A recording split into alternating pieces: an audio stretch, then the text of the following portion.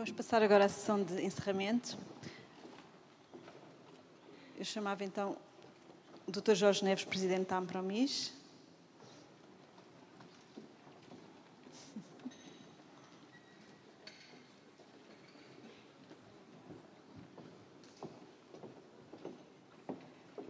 O Professor Filipe Duarte Santos, Presidente do Conselho Nacional de Ambiente e do Desenvolvimento Sustentável.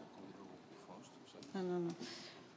O Professor Fausto Amaro, Vice-Presidente da Sociedade de Geografia de Lisboa. E o Sr. Ministro da Agricultura e Pescas, Engenheiro José Manuel Fernandes.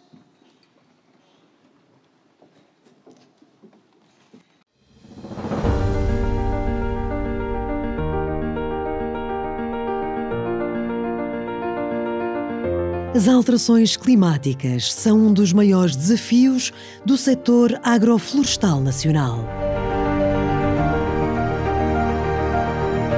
Ciente deste crescente repto, foi constituído no dia 11 de setembro de 2019, em Elvas, o Centro Nacional de Competências para as Alterações Climáticas do setor agroflorestal, que envolve atualmente cerca de 70 entidades, entre as quais organizações de agricultores e produtores florestais, centros de ensino e investigação, instituições tuteladas pelo Ministério da Agricultura e do Ambiente e outras entidades privadas sem fins lucrativos. O Centro Nacional de Competências para as Alterações Climáticas do setor agroflorestal tem uma ampla abrangência, reunindo entidades de norte a sul do país, incluindo as regiões autónomas. A nossa missão é promover e estabelecer redes de informação que potenciem a partilha de conhecimento entre os diversos agentes nacionais e internacionais que trabalham a temática da adaptação às alterações climáticas. Juntos, somos mais fortes.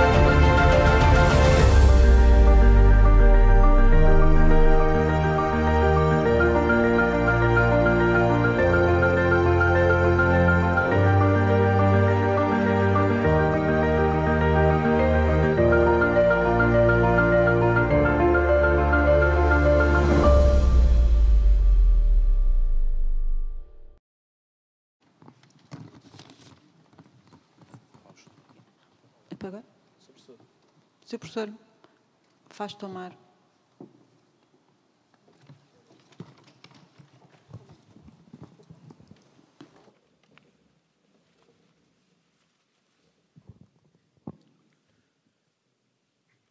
Sr. Ministro da Agricultura e Pescas, Srs. Diretores do Centro de Competências, Senhoras e meus senhores, como Vice-Presidente da Sociedade de Geografia, é para mim uma enorme honra não só cumprimentar a todos os presentes, agradecer o facto de terem realizado nesta Sala de Portugal da Sociedade de Geografia este importante acontecimento, este importante encontro relativo às alterações climáticas e dizer que a Sociedade de Geografia está, eu por aquilo que pude ouvir, pouco pude ouvir nesta sessão, a Sociedade de Geografia encontra-se alinhada com as vossas preocupações e naturalmente estará ao vosso dispor para colaborar naquilo que estiver ao nosso alcance. Porque, contrariamente a uma observação que eu ouvi de um colega à hora do almoço, que dizia, Sr. Ministro, as alterações climáticas é uma questão de moda. Não é assim que nós pensamos na Sociedade de Geografia. As alterações climáticas são uma urgência para o país, são um tema de importância total, porque abrange todos os setores do país, da economia, como aqui ficou demonstrado, da economia, das tecnologias, da produção, dos consumidores, toda a gente.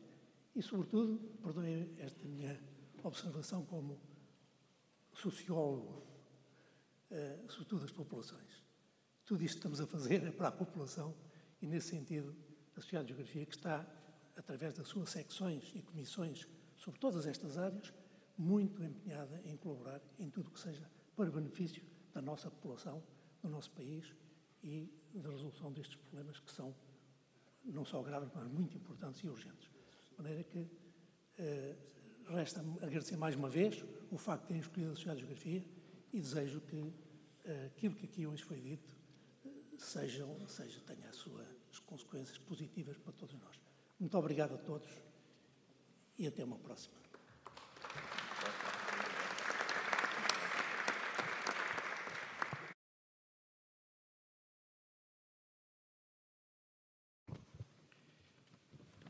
Excelentíssimo Sr. Ministro da Agricultura e Pescas, caro Engenheiro José Manuel Fernandes, Sr. Professor Fausto Amaro, Vice-Presidente da Sociedade de Geografia, Sr. Professor Filipe Duarte Santos, Presidente do Conselho Nacional do Ambiente e Desenvolvimento Sustentável, minhas senhoras e meus senhores. O papel que alguns centros de competência desempenham no panorama agrícola nacional, ao juntar no seu seio os centros de investigação e de ensino, as autarquias, a administração central e os agricultores, em estruturas com orçamentos, na maior parte dos casos, muito aligeirados, mas com enorme relevância no trabalho que desenvolvem no seu dia-a-dia, é de primordial importância para o nosso país, pois permite efetuar a necessária transferência de conhecimento entre a investigação e os agricultores nacionais. Quando, em 2019, a Ampromis e o INEAV desafiaram outras 6 organizações para constituírem o Centro Nacional de Competências para as Alterações Climáticas do setor agroflorestal, o nosso intuito era criar uma estrutura com um orçamento muito limitado, mas que permitisse fomentar a partilha de conhecimentos em torno de uma temática tão relevante para o nosso país como são as alterações climáticas. Ao fim de 4 anos, julgamos que o nosso objetivo foi alcançado ao reunirmos neste Centro de Competências mais de 70 entidades, entre organizações de agricultores e produtores florestais, entidades ligadas ao ensino e à investigação, autarquias e instituições da administração pública e do setor empresarial do Estado, no maior consórcio português que existe em torno desta temática. Eu gostaria aqui de fazer uma referência especial a um grupo que, no âmbito deste Centro de Competências, foi criado numa rede social, chamemos assim, no WhatsApp Passa-Palavra, em que existem mais de 1000 adesões a esse grupo e é um grupo onde o debate e para quem o segue mais de perto, é um debate interessantíssimo sobre questões que têm a ver com o ambiente e com alterações climáticas. Portanto, isto é uma das grandes obras da dinamização deste centro de competências, é exatamente o debate que vai promovendo diária e constantemente, e eu sei que o professor Filipe Duarte Santos é um dos intervenientes nesse chat, chamemos assim, e, portanto, só nos temos a congratular com esta forma como os assuntos são debatidos, muitas vezes não em sessões públicas, mas no âmbito do grupo alargado que faz parte desta comunidade. A conferência que hoje organizamos é bem a prova da nossa forte dinâmica e da importância que as alterações climáticas têm para o nosso país. Um evento no qual participaram quase 300 pessoas e um conjunto de oradores que se encontram entre os principais especialistas nacionais nesta área. Temas tão relevantes como alterações climáticas, como nos adaptarmos, os desafios económicos das alterações climáticas e, por último, o futuro da água na agricultura mediterrânea foram alguns dos temas abordados. Não gostaria de me alargar muito mais, mas queria aproveitar esta ocasião para reiterar os nossos agradecimentos à Sociedade de Geografia de Lisboa pela disponibilização desta magnífica Sala Portugal, que, como poucas em Lisboa, tem uma história muito antiga e muito forte, e uma beleza e uma imponência que falam por si e que engrandeceram ainda mais a importância desta nossa conferência. Queria também fazer um agradecimento muito especial aos 2 organizadores desta conferência, a Ana Pires da Silva e ao Tiago Silva Pinto, que mais uma vez demonstraram o seu profissionalismo e a sua competência em organizar este evento. E a todos vós, os nossos agradecimentos pela vossa presença, na certeza que os temas que aqui hoje abordámos contribuíram para que saíssemos todos mais informados e mais esclarecidos. Muito obrigado.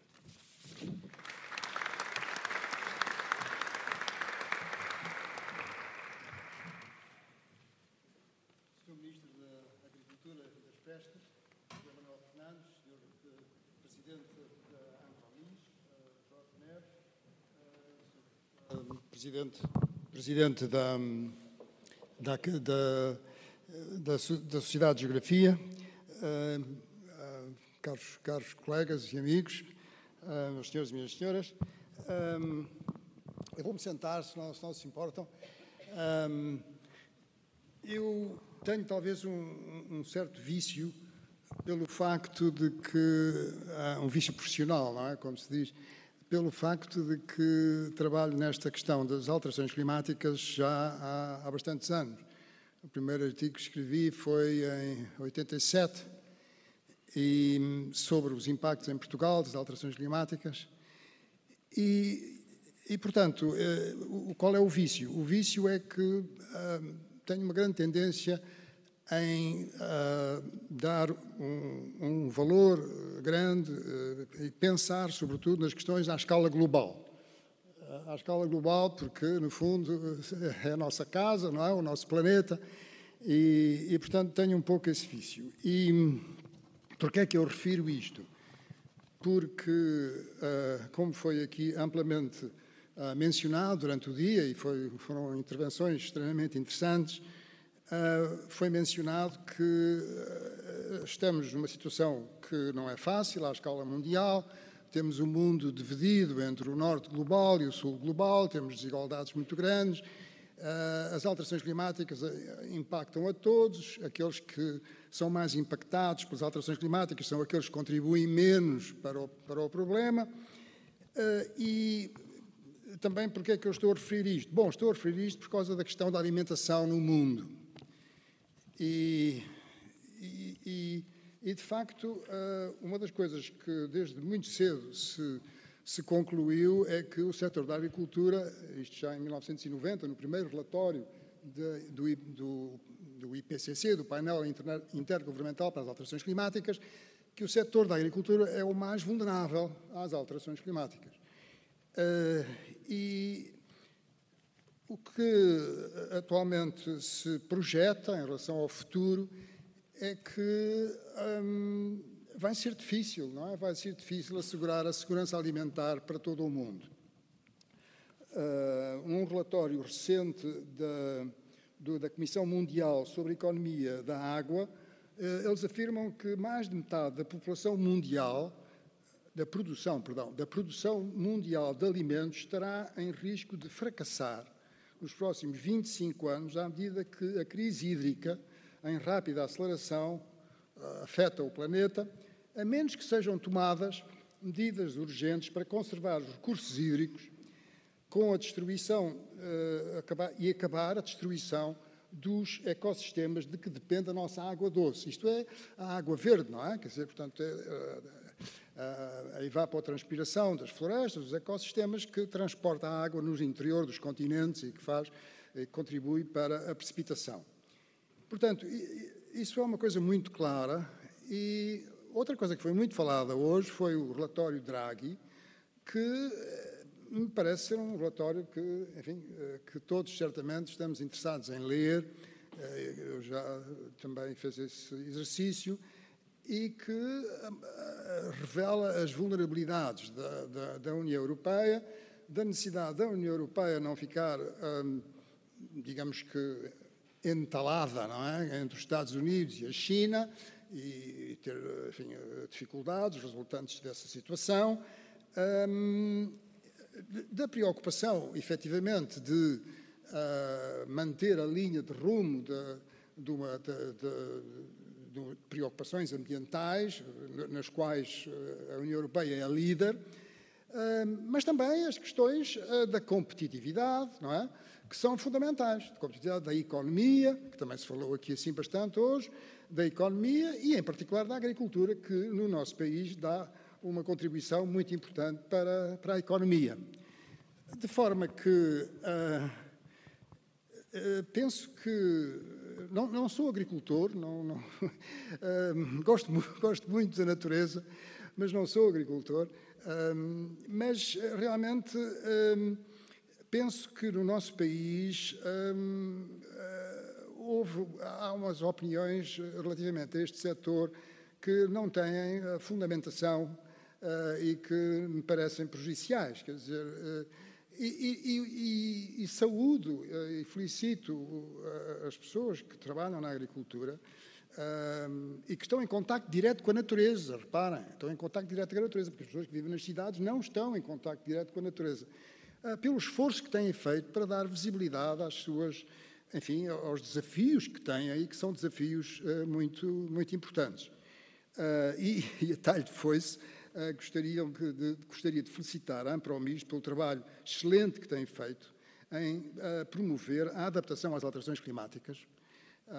É uma instituição privada, quer dizer, mas é uma instituição dinâmica e que tem juntado uma série de pessoas e que tem partilhado muita informação a nível internacional, no tal WhatsApp, não é? Grupo de WhatsApp, e que realmente é uma coisa que é útil, não é? Quer dizer, embora a pessoa esteja sempre a ouvir aquele tic-tic, mas de qualquer modo é uma coisa que é útil. Portanto, eu gostava de realmente felicitar a Ampromis por esse trabalho especificamente, não é? Com os desafios que um clima mais seco e mais quente traz para o país. Bom, e agora, muito brevemente, aquilo que, na minha opinião, me parece é que... imaginem que Portugal ia só até ao Tejo. Era só do Tejo para sul. Podia ser, não é? Na história podia ter acontecido isso, não é? Bom, estão a ver a dimensão do desafio que tínhamos nessa altura, quer dizer, com as alterações climáticas, não é? Portanto, nós temos a Galiza, não é? A Galiza e o Minho são das regiões da Europa onde a precipitação é mais elevada, não é? Bom, eu acho que não preciso dizer mais nada, não é? Quer dizer, penso que há que termos a coragem de decidir, de fazer, de facto, escolhas económicas, não é? Como também foi dito, mas escolhas económicas que deem, de facto, uma perspectiva para o futuro, quer dizer, uma esperança para o futuro, sobretudo para as novas gerações. Eu também vou dar outro exemplo que me faz uma certa impressão. O montado. Não é? O montado é um ecossistema notável do ponto de vista cultural, do ponto de vista histórico, do ponto de vista económico, do ponto de vista agrícola. Portanto, é realmente uma coisa que existe na Península Ibérica e um pouco no Norte de África, não é? Mas que é realmente com uma biodiversidade enorme, com uma enorme biodiversidade, e o facto é que há uma mortalidade enorme no nosso montado, e não tenhamos dúvidas, quer dizer, se as pessoas que nascem nestas regiões veem que não têm oportunidades económicas, elas vão-se embora, porque essa é a reação que nós todos, humanos, temos, não é? Quer dizer, essas condições não são boas. Portanto, o risco não é só de desertificação, mas é sobretudo de despovoamento. E portanto, penso que é também algo que interessa ter em conta. Portanto, eu vou ser muito breve. Aquilo que penso, quer dizer, também queria manifestar a minha opinião de que o Governo atual tem feito um bom trabalho no sentido de iniciar um processo de criar novas disponibilidades de água no país. Penso que isso é uma coisa muito positiva. Ainda há pouco, no almoço, estávamos a falar do PRR. O PRR poderia ter tido muito mais iniciativas, investimentos no setor da água, mas só teve para o Algarve. Quer dizer, mas não é porque não tivesse havido propostas, mas as propostas não foram aceitas. Portanto, a história é uma coisa... A verdade é sempre muito reconfortante, mesmo que seja um pouco desagradável, não é? Mas, quer dizer, é fundamental. E portanto, gostaria de manifestar essa minha opinião e desejar, não é, que efetivamente sejam feitos os estudos necessários, mas que se dê a importância que deve ser dada, porque estamos numa situação diferente. Temos um mundo com problemas, mesmo problemas geopolíticos muito complexos. Portugal está aqui isolado nesta pontinha do sul-oeste da Europa, mas é afetado porque temos um mundo global e, portanto, termos uma agricultura forte é uma enorme vantagem do ponto de vista económico, não obstante outras ambições que existam em outros setores da economia. De maneira que, enfim, os meus votos é para que a comissão que está constituída, a estratégia que for desenhada nessa comissão tenha um eco favorável e que rapidamente se passe de uma estratégia para um plano e que rapidamente se passe de um plano para a ação. Muito obrigado.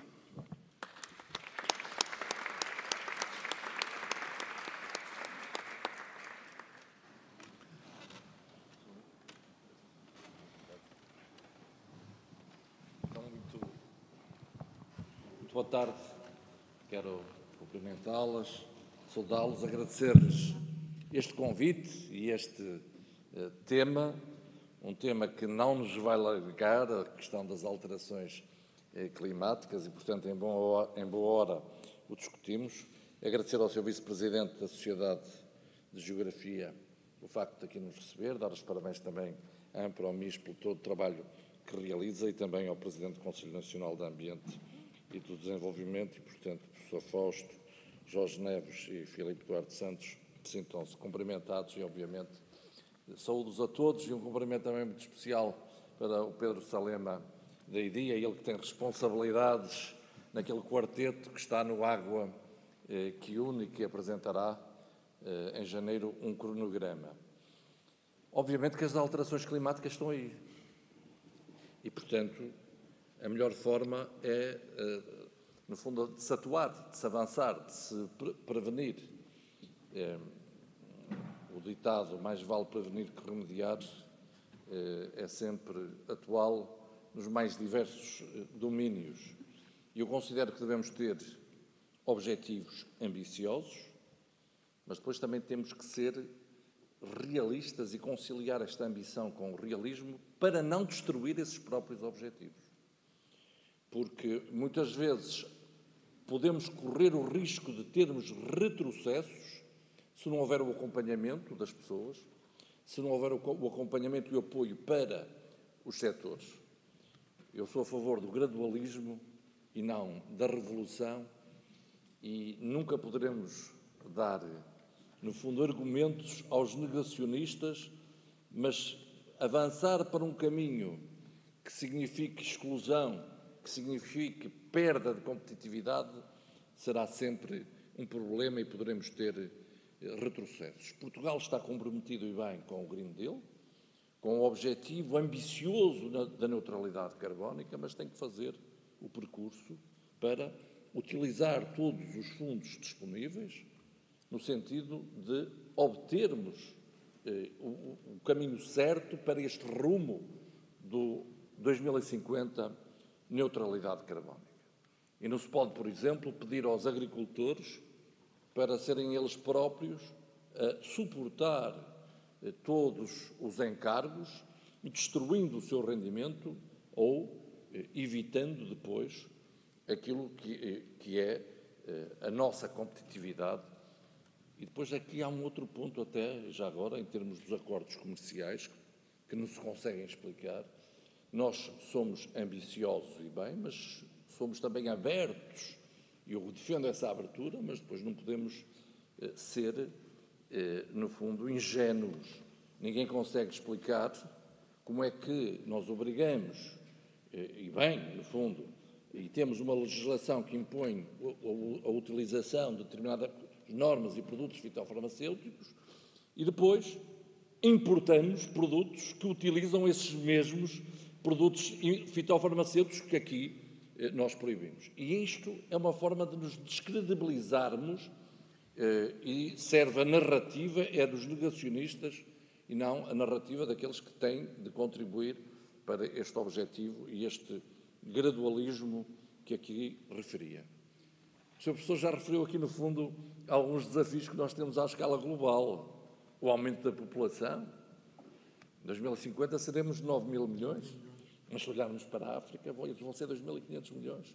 Vão dobrar, 1.250 milhões agora, vão ser 2.500 milhões, uma média de idade já agora de 21 anos, quando nós seremos os mais velhos do planeta, como já somos, mas acima dos 46 anos em termos médios. A escassez de recursos naturais, os efeitos das alterações climáticas, que são bem conhecidos, a necessidade de aumentarmos a produção alimentar em 70%, quando uma grande parte das pessoas passarão a estar nas cidades, e isto vai trazer pressão, e uma pressão, obviamente, sobre a água, que aqui já foi referido. Nós temos uma estratégia Água que Une, queremos o cronograma pronto no início do próximo ano, não faltam estudos, e andamos sempre a fazer estudos, quando já há, por exemplo, o regadio 2030, é preciso, como eu costumo dizer, em vez de andarmos com a bola no meio campo, é marcar golo, e, portanto, decidirmos, e por isso este prazo curto para este objetivo, onde se pretende armazenar,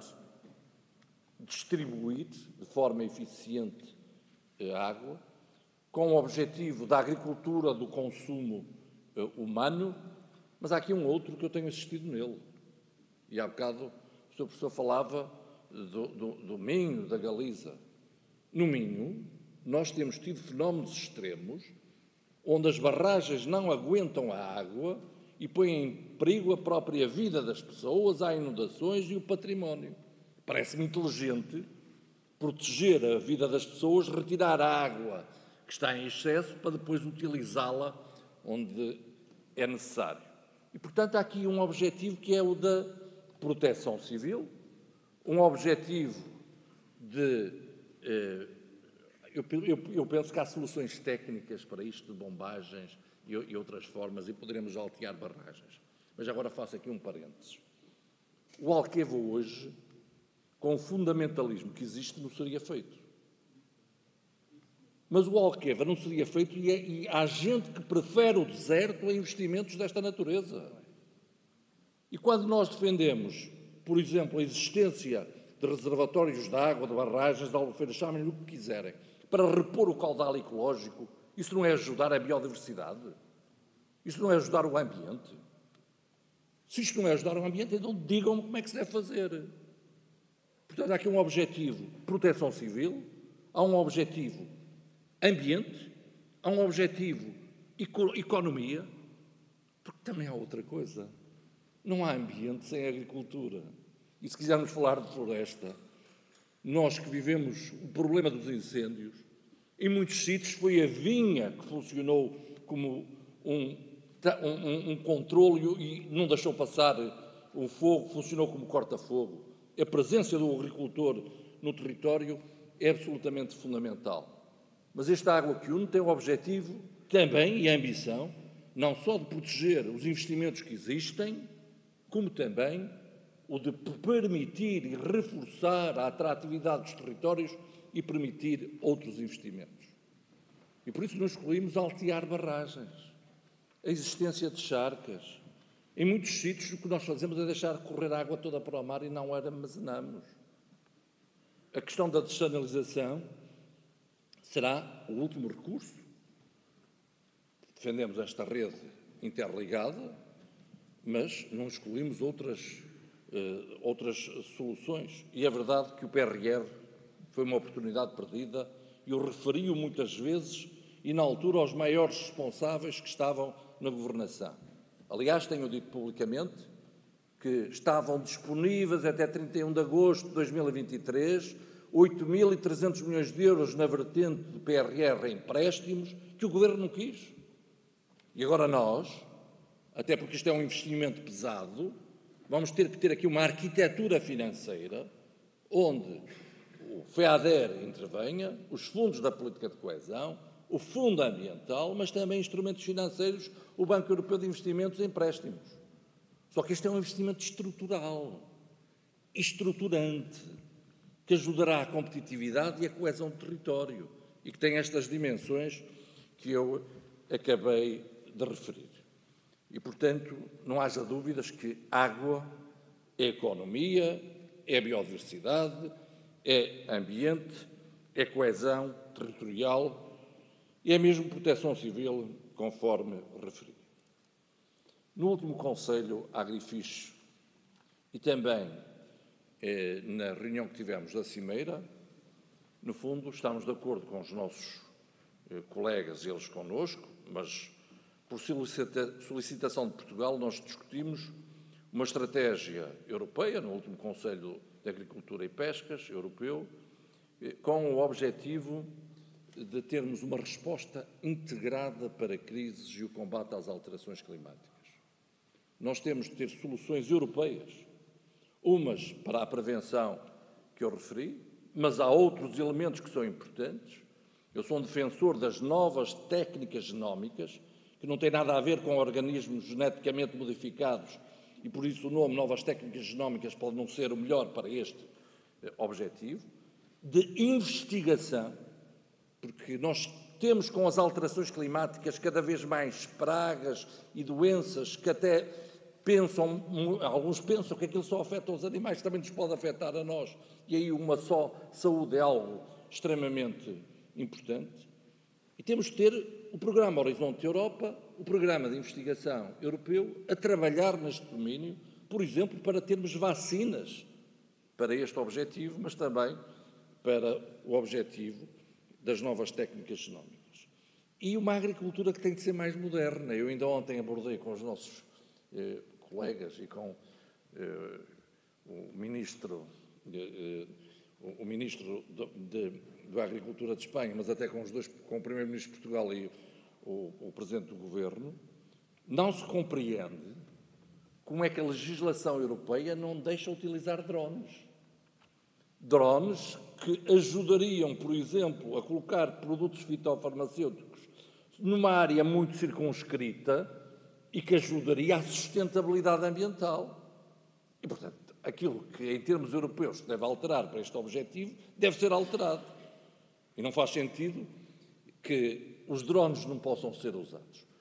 No fundo, estou a referir que é necessário uma agricultura de precisão, onde a água seja poupada, onde haja este objetivo, mas onde também haja até inteligência artificial, e já temos aí bons exemplos, onde a conectividade esteja nos territórios. E é esta agricultura moderna, no fundo, que nós também queremos. Até ao fim do ano apresentaremos também o Pacto Nacional para a Floresta. E também neste domínio não faltam estudos, não falta quem tenha já muita literatura e muita informação relativamente a esta matéria, e é também um desígnio. E floresta também tem de ser vista na dimensão económica, na dimensão social e na dimensão ambiental, tendo ela também repercussões para este objetivo que estava aqui a falar, do ambiente, da água, e, portanto, para o objetivo do combate às alterações climáticas, e nestas várias dimensões, nós também teremos aqui um pacto, que eu espero que seja mesmo um pacto para a floresta. No fundo, termino dizendo-lhes que este objetivo, alterações climáticas, o impacto, combate às alterações climáticas, mitigação, o impacto que ele tem e terá, exige de nós uma ação rápida, concertada em termos nacionais e em termos europeus. Muitas vezes há aqueles que dizem, mas na União Europeia já somos líderes mundiais no combate às alterações climáticas e não conseguimos fazer nada. Não, nós devemos liderar pelo exemplo e também para procurar influenciar, e cada um tem de fazer a sua parte, ainda que saiba que neste domínio é necessário aqui uma transversalidade, uma complementaridade e uma articulação de fundos que é absolutamente essencial e crucial. Eu costumo dizer, e digo convictamente, agricultura é segurança alimentar e segurança, e muitas vezes as pessoas não interpretam desde logo esta palavra segurança alimentar como comida no prato e segurança, e face aos desafios que temos, mas a gestão da água, e a água vai ter de ser também segurança. E é um outro elemento, no fundo, ligado a este objetivo. Parabéns, penso que estamos todos imbuídos do mesmo espírito, e agora é irmos todos também darmos, cada um de nós dar, no fundo, a sua colaboração e neste trabalho somos todos essenciais, somos todos cruciais, cada um tem a sua missão e o Governo fará a sua parte. Muito obrigado.